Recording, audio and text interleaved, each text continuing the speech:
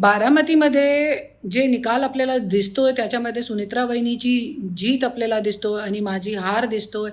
तरी पण हार के जीतने वाले को बाजीगर कहते हैं. माझी जीत त्या दिवशी झाली होती ज्या दिवशी मी स्वतःचा पर्चा अवैध केला होता.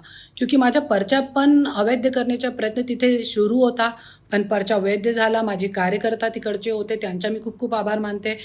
आणि मी सुनेत्रा वहिनीला लाख लाख शुभेच्छा देऊन अशी आशा व्यक्त करते, जे महाराष्ट्रामध्ये पुढे तुम्ही महिलांच्यासाठी काम करणार आणि जे आज महाराष्ट्रामध्ये आज महिलांवरती इतका अत्याचार होतोय. 4 वर्षाची मुलगीपासून आज 60 वर्षाची बुढी महिला पण इथे सुरक्षित नाही आहे.